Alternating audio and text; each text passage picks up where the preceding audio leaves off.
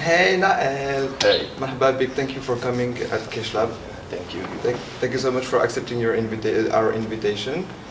I was very curious actually, because you're one of the few Palestinians I met. I don't met many Palestinians, and we hear so much about Palestine and Gaza in the media, etc. So I wanted to have a more realistic view on what it is. Yeah. And it's very inspiring for us who live in a peaceful country, you know. So we're going to start with some very basic things. Can you present yourself to the audience? All right. My name is Nael Khader, and I come from Palestine and from Gaza Strip. If we want to talk about the life in Palestine or the life in general in Gaza, it's really complicated to describe the situation because it has a lot of factors playing in creating this situation. So if we talk politics, for example, we're not going to finish the talk, and we will be like talking about a lot of stuff with no point, right? But the thing is that let's talk about the people, and I will talk about myself as an example of what life means to be in Gaza. And I say Gaza because it's geopolitically split from the other side, which is the West Bank. So Palestine now, people have a perception of Palestine, like generally, is that it is Gaza, which is split from the West Bank, and then you have Israel. And some people think it's just Israel and the Palestinians are in Israel. Right? Yeah. So this takes us back to the one-state solution and the two-state solution and the confusion of the whole thing. Because Israel has illegal settlements in the Palestinian lands, and the Palestinians are still fighting the occupation, but they have a Palestinian Authority and they have like a legal representation in the UN and stuff. So it's really complicated. Yeah.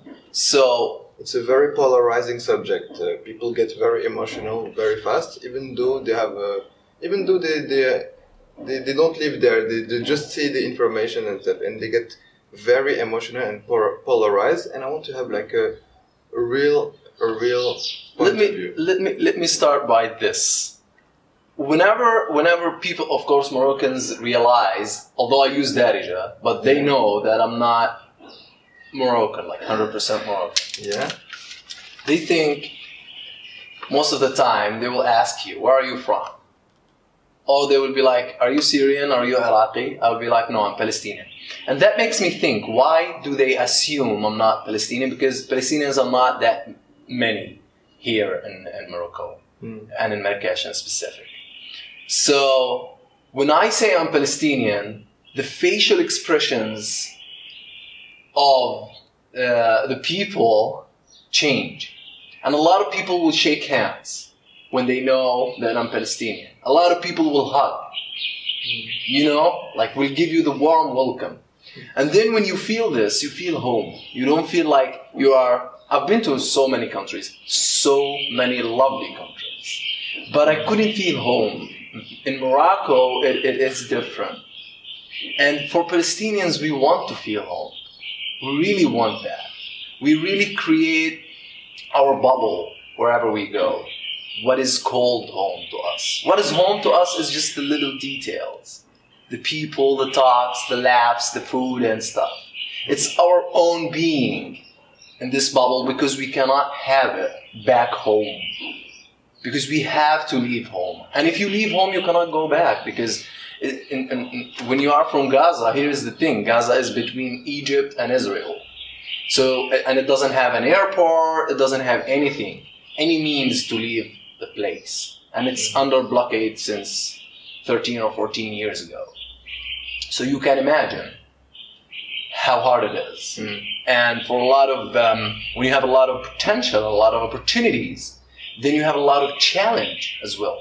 Because I had scholarships before I couldn't take because I couldn't leave. I had conferences I should have been participating in and I couldn't leave. So that takes us to the concept of hope. To the concept of hope. If you have again, I'm talking about how intense it is in Gaza. And it's less intense in the West Bank, but they are having their challenge because you have daily arbitrary arrests committed by the Israeli forces, occupation forces. And talking about hope, when you carry it with you, you still have this character of creating a reality you wanna create, because you have lived so many different circumstances, and you have been through so many challenges with uncertainty that you don't know what's going on, and you don't know what will happen in the future. You don't know what will happen like tomorrow, for example. And it's really shitty. The water is not drinkable. You don't have much of electricity. You have blackouts all the time. And lack of jobs. I'm trying to draw a picture of what it is there, Yes, yeah. and what it means to be from there and get out from there. So when you are there, the only thing you can do is hope. Like, you actually practice hope. By that I mean the whole situation is really, really messed up.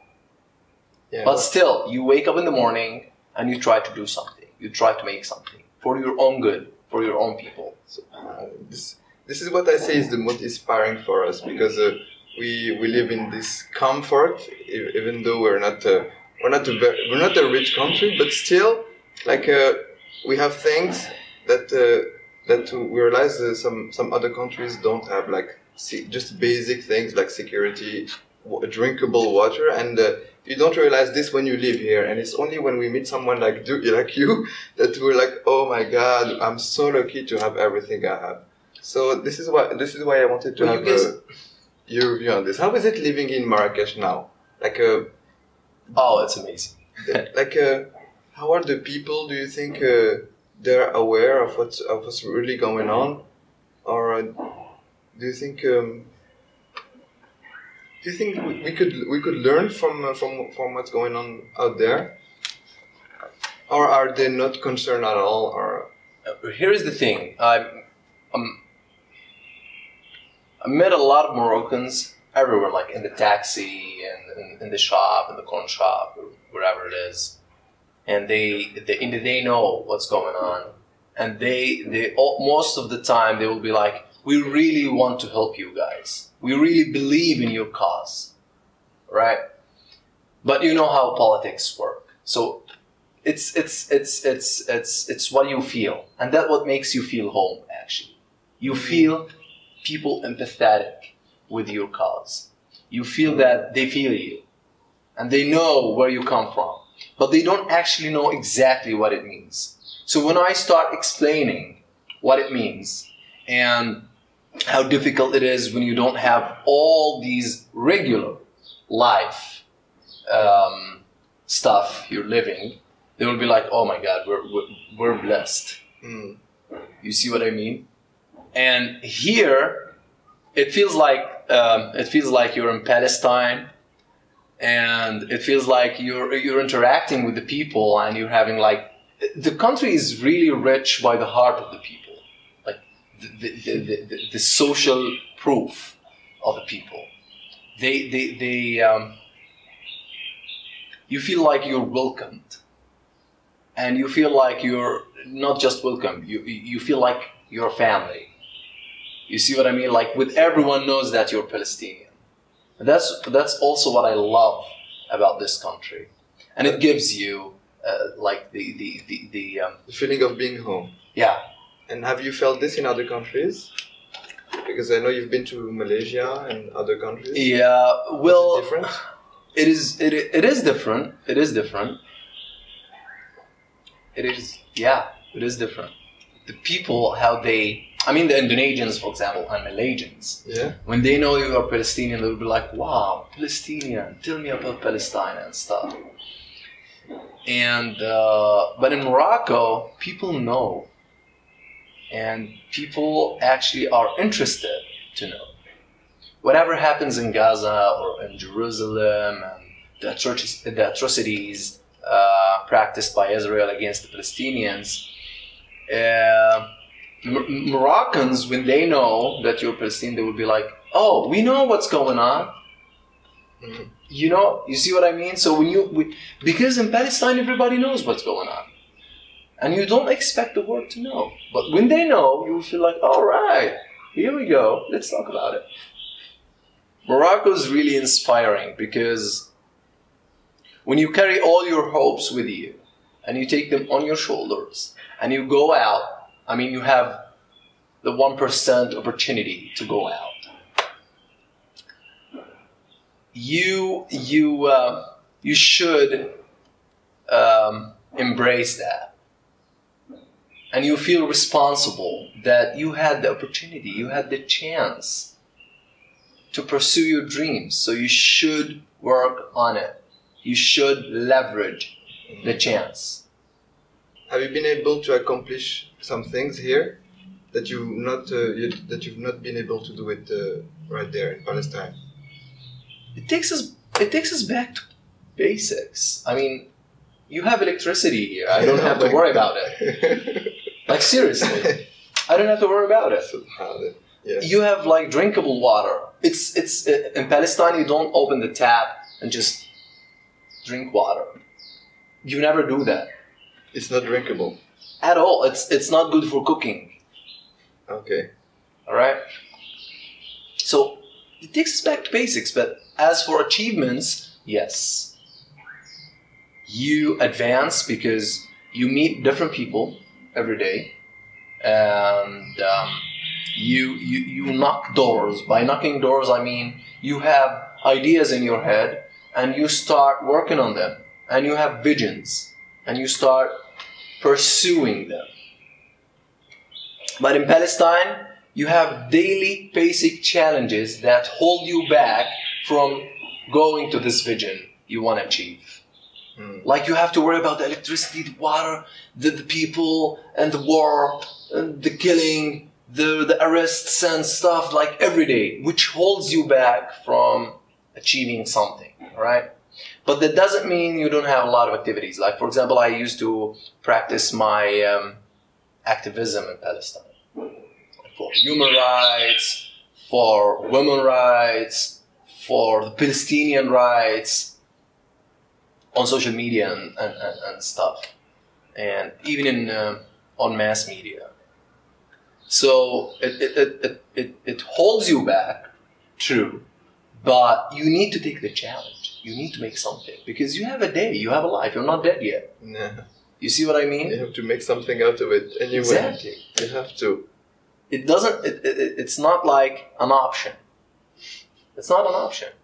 Like seriously, you have to make it happen. You have to do something. You have to follow your passion. And I was really, I mean, since ever, I was really passionate about journalism, activism, saying something, doing something about something I believe that is not right. Do you feel it's still a great era today where we have all this technology available for us and we're more connected than ever? Do you still feel this way? Well, yes. Social media changed the world as we see it because every single day you have we have big data now, so it's changing the world. And social media, it did not like make the world smaller village. It made it a very small house. Yeah.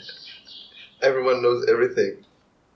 And everyone knows everyone. So, like for example, now we know that there are a lot of stuff happening in Kashmir and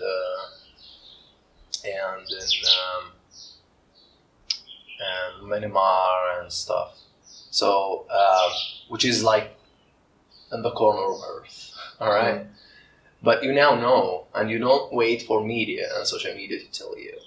And that is the role of social media, and that's how we use it actually, for the sake of Palestine. You told me that you're organizing event with the Twitter and Instagram. Like, told me that Friday, is it Friday? Is Palestinian Day? Yeah, it was Thursday. Thursday. Yeah. So that this gave you a chance to to fight back in a certain way, and to make your cause more known. And I've seen that you have developed this social media skills to a level that's way above what people usually do in web marketing, etc. Is it because of this cause you're fighting for, or is it just because you love tech?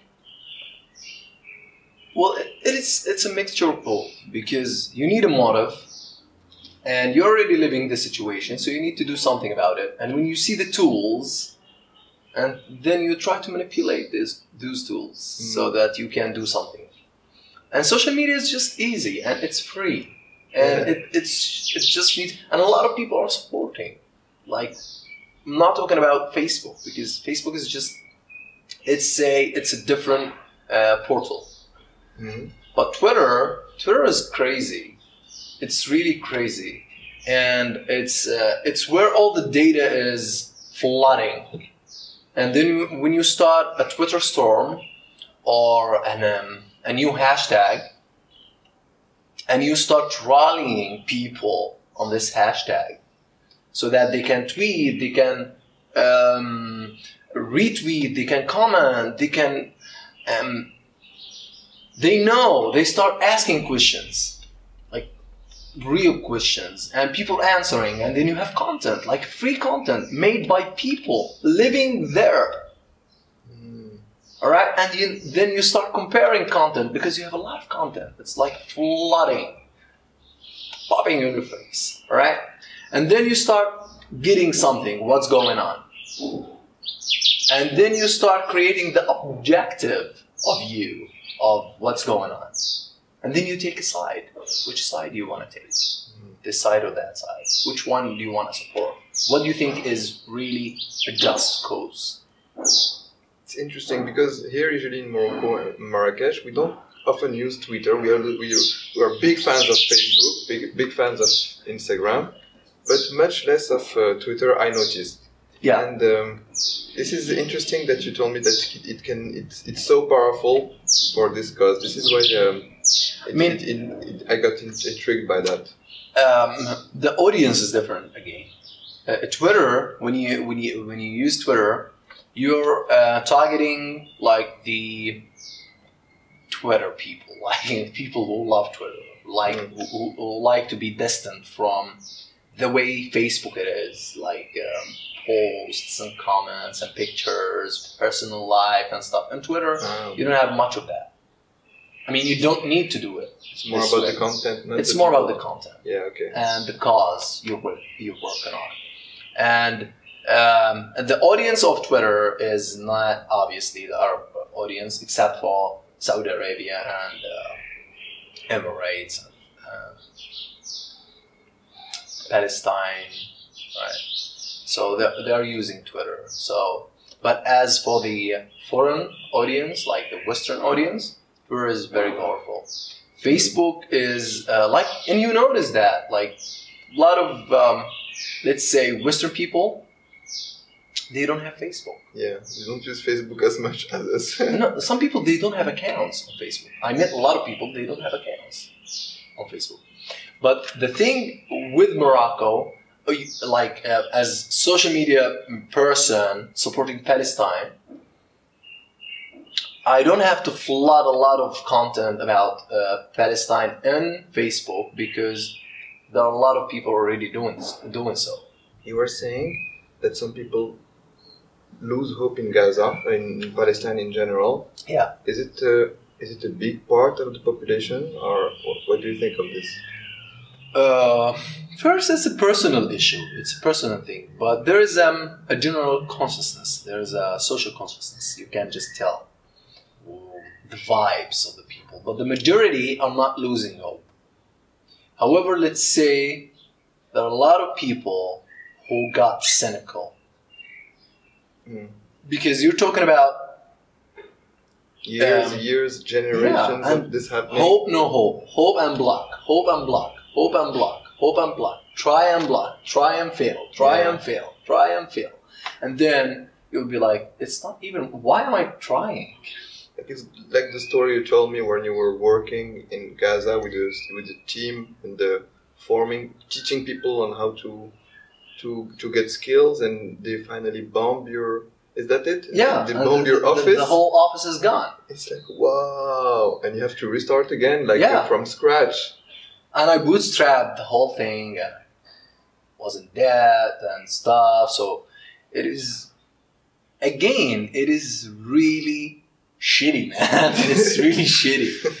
Really shitty to live under occupation. It's I mean, by all means, it's not just, people think it's just the killing. It's just the arrests. It's just the injuries and like the clashes and stuff. It's not just that. Yeah. It's the vision that gets narrowed down. It's your hopes. It's your ambitions that are being killed. So it's not just physical. It's also mental. And this is what the people don't understand out there in the world. They think they only care about Palestine when there are clashes and when there are killings and stuff. When you see blood, yeah. But it's not blood. It's not just blood. It's the despair that's killing. Exactly. People are living there, like individuals, right? And there are stories. Everyone in this world is their own story. They have something to tell, right? So, and that's what I like about the new generation. They will be like, damn, like, who the fuck cares? Government or no government, I don't care. I'm with those people. And I'm gonna say it. They say it. Yeah. That's what I like about the new... That gives me hope that the world is gonna change. Those warmongers are gonna die sooner or later. They're not gonna live forever. And I actually hope they are wiped off by the new generation. Like, just let them go home, man. Just go sleep, for heaven's sake, you know? Get some rest. We're good. We're handling the whole situation. You know what I mean? Yes. So stop warmongering. Stop this propaganda. Stop faking the whole thing. I mean, stop doing this to your human neighbor, let's say. One thing I've noticed is even though you come from Gaza and you've been to a lot of hardship, I don't see you hating on Jews like some people do. I cannot do that. Like you're pretty. You make a very big difference in between the occupation of Israel, the country, and the individuals, the individual Jews. Exactly. I mean, is that it? It's obvious. I mean, it's natural. Because I have nothing against the Jewish people or the Jews as a religion, as people, as you name it, all right? But I have something, a big thing, against anyone who uses violence against anyone. And in this specific case, Israel against Palestine.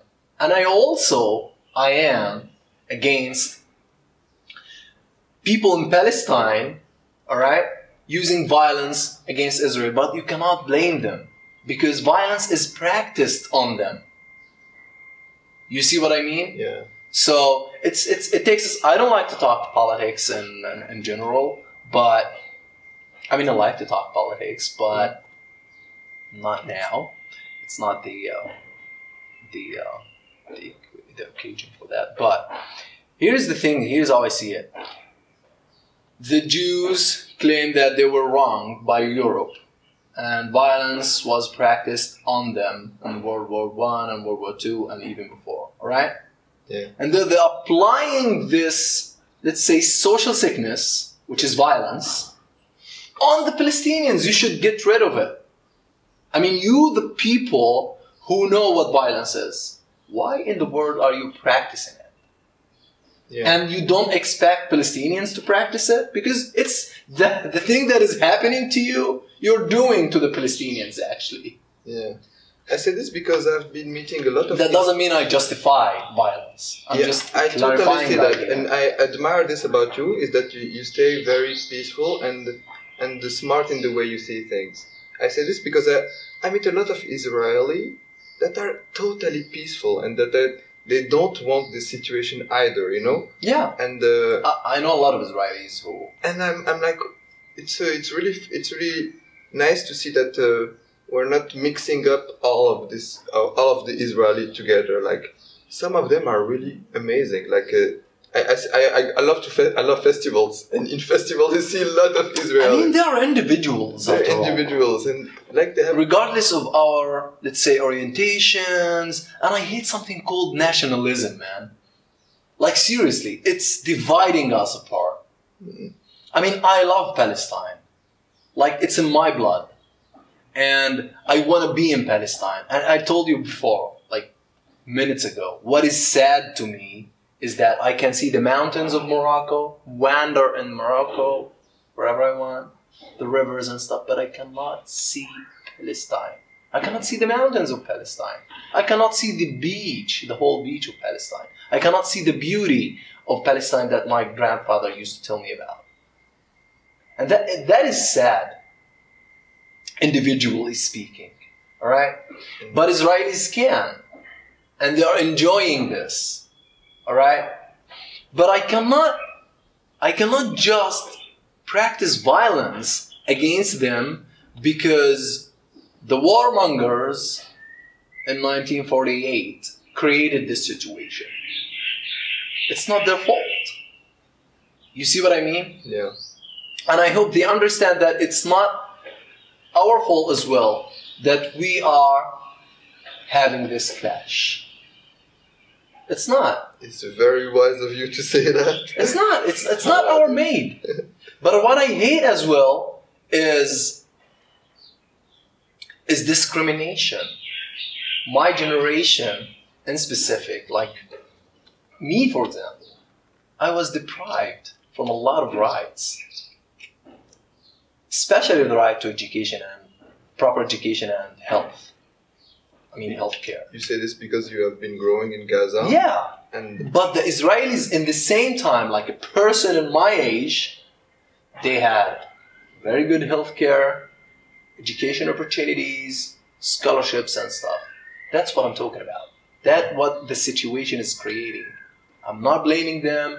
I'm not saying it's wrong or something. I'm saying we need equal opportunities. Okay, guys, we have to deal with it, regardless of what it means to deal with it. But we should stop.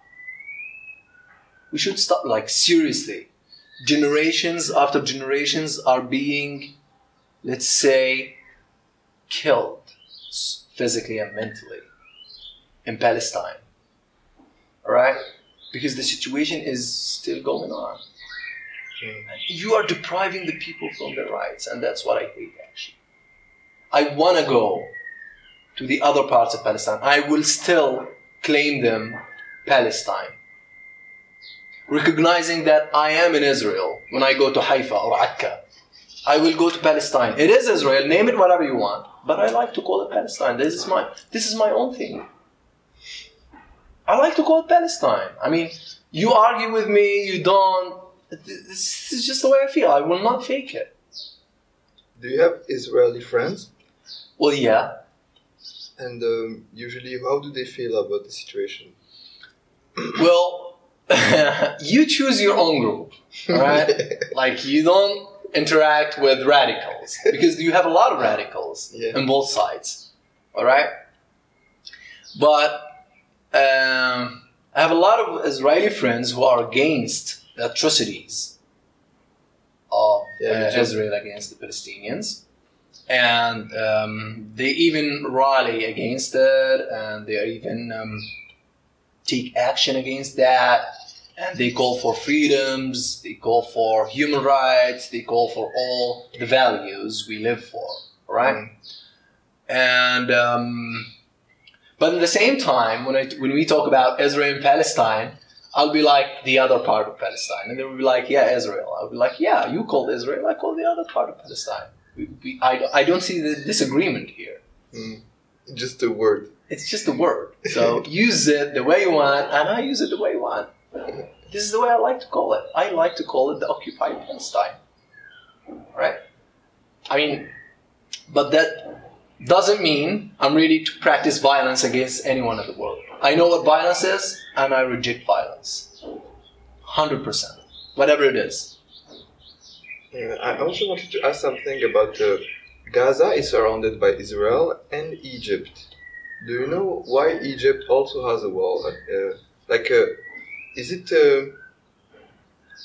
Is Egypt as responsible as Israel for keeping Gaza under blocus?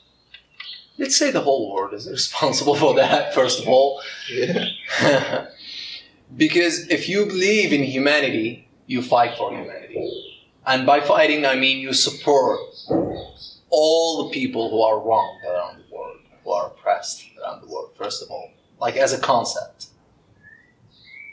But as for Egypt, politically speaking, let's say whoever owns the money owns the country. So Egypt is having a crisis, regardless of why, and it does not own its decision. Whoever is funding the country owns the decision. And a lot of countries around the world, they want this situation to continue. The Gaza situation to continue. Because I hate conspiracy theory and I'm not a fan. But it's a fact that when you have the enemy of the people, the idea of the enemy of the people. For example, America needs Iran and Iran needs America. Boogeyman of America. Exactly. Right? And vice versa. Like Iran is the devil to America, America is the devil to Iran, Iran is the devil to Israel, Israel is the devil to Iran, and on and on. All right? And it's the same case. Hamas is the devil to Israel, Israel is the devil to Hamas, and they keep the whole situation to rally the people and to keep doing their business. It's business. Like war is a business, all right? For a lot of parties. And who is the victim? It's the people. The people are the victims, right? Wow. Of all this. And Egypt is part of that. Like geopolitically, you just name it. Is part of that, all right?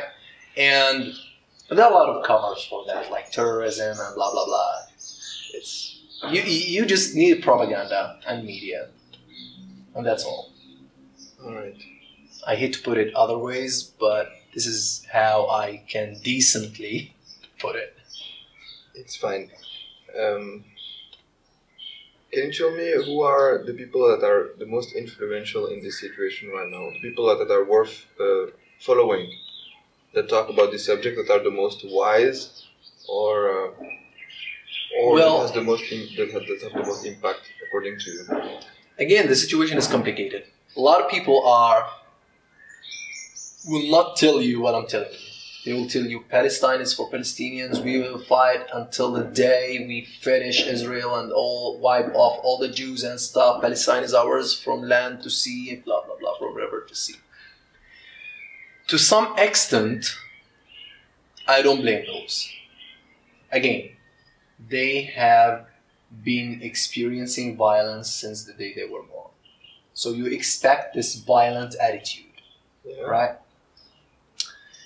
And there are a lot of people who would tell you this is not the case. We should work on something for the future of our generations, for the next generation. It's not realistic. Unless to wipe out. Like, it's a point of view. Okay. It's a point of view. Like, to me, to you, a lot of things are not realistic. But to others, it's their reality. It's their mentality. It's the way they see it. And you can argue, but at the end of the day, it's the way they see it. All right? Mm. So, talking about who's influential actually is difficult because the question is who is influential in this part in specific. Like, for example, who's supporting the one-state solution and who's supporting the two-state solution? Because the United States have been like working on the two-state solution since the days of Clinton. All right. So the two-state solution, a lot of people are supporting that, especially people in the Palestinian Authority and stuff. All right. And minority of people who have, let's say, future vision, which is a one secular state. It's not called Israel. It's not called Palestine because we have a clash. We have a situation, guys. Let's just keep killing each other, and we know who's powerful enough to kill everyone, right? So, like 5 years max from now, there's nothing called Palestinians. It's just the people who are outside. Because, obviously, Israel is having the most advanced weapons in the world. And the Palestinians don't. So, it's the level of the balance of power is not there. Anyways. But we don't want this situation to continue. We want a solution. So a minority of people think of one secular state, which means that it's not a Jewish state as Israel wants to make it, which is so aggravating to the rights of people in Israel and in Palestine. All right? But the secular state is just one state with a democratic system, right? With people living under one flag, one country, right? With different races, with different backgrounds. Yeah, like Morocco. Like Morocco, for example, yeah. I mean, it's just a suggestion. Yeah. But the thing is that there is no enough mentality in both sides to look forward this kind of solution. All right? We were raised on hate. Both sides. Okay. All right? And I heard a lot of... It's really sad, man. It's really sad. Seriously. And also, recently we were having a problem, which is the Jewish state law and stuff. Right? Israel wants to claim Israel as a Jewish state. All right? But here's the ironic thing. The whole world, including me, is against the what's so-called Islamic State. All right?